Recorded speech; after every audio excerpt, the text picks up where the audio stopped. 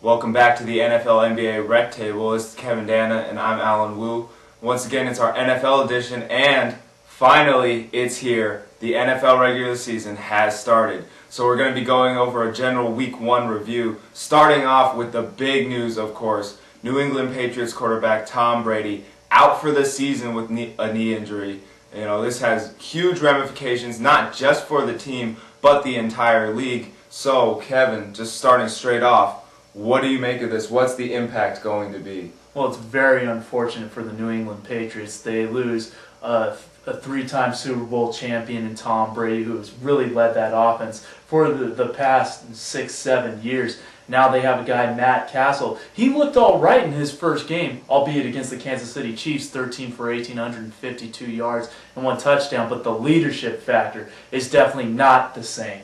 Yeah, definitely. I mean, you can't replace the league MVP. It's just not, it's not possible. Brady and, of course, Peyton Manning always talked about as the two quarterbacks that you just cannot replace. But I think that they still got some talent. But the question it raises for me is, I don't think they're a lock to win the AFC East anymore. Not with how some of those other teams are playing. So who do you think has the best chance of winning that division now? I really like Buffalo. They destroyed Seattle at home. They're a possible contender for the NFC West crown, beating them 34-10. Trent Edwards looked nice, over 200 yards passing, 1 touchdown.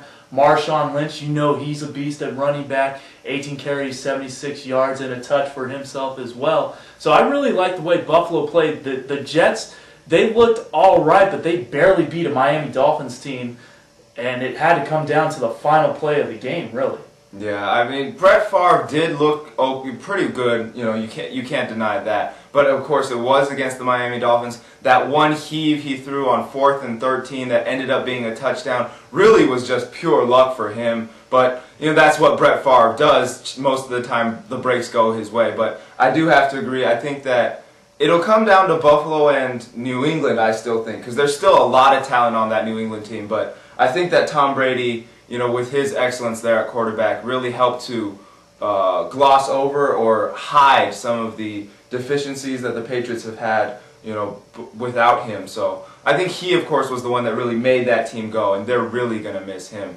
But, talking about Brady and this injury, the whole thing for me looking at the NFL this week was that the dynamic between the AFC and the NFC has shifted a little bit, I think. For the past few seasons, the AFC was clearly the more dominant conference with most of the powerhouses there, but you have San Diego losing to Carolina, you have Indianapolis losing to Chicago, of course Brady now out. So a couple of these powerhouses have some question marks.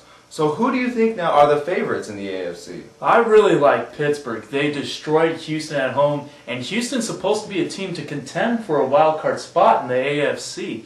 And they just looked really good. Big Ben, 13 for 14, 137 yards, a couple of touchdown passes over the air. And of course, Willie Parker, a great running back, 25 touches, almost 140 yards, and 3 touchdowns for himself. So I really like the way Pittsburgh played in Week 1. And with the way that AFC North is, I really think Pittsburgh can dominate that division and possibly the conference.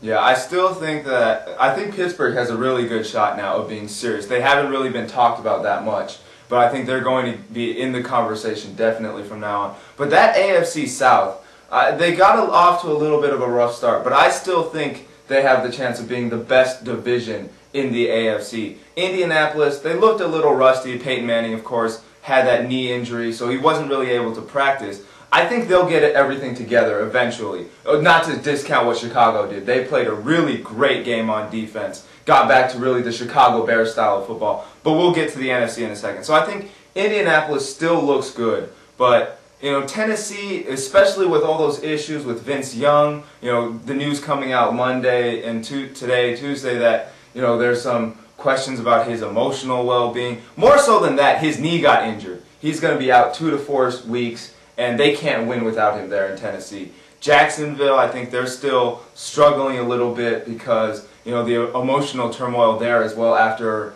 I believe his name, Jason Collier, the offensive lineman, was shot. Hopefully he's doing better, but, that sort of thing. We saw what happened with Washington and Sean Taylor last year. That's just sort of a rough situation to have to deal with. But I think Pittsburgh has a good chance in the AFC now.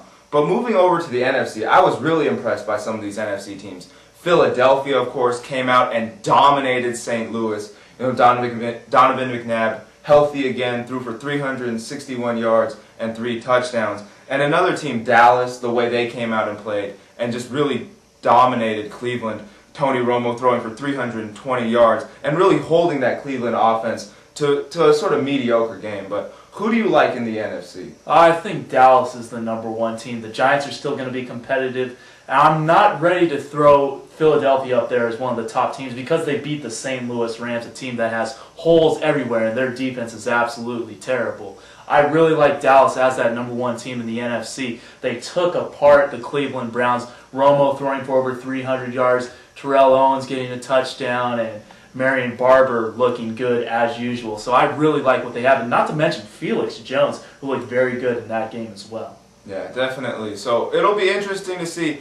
Keep in mind, only the first week. A lot can still change. But once again, it looks like the NFL is turning conventional wisdom up on its head. All right, that's it for now. Tune in next week.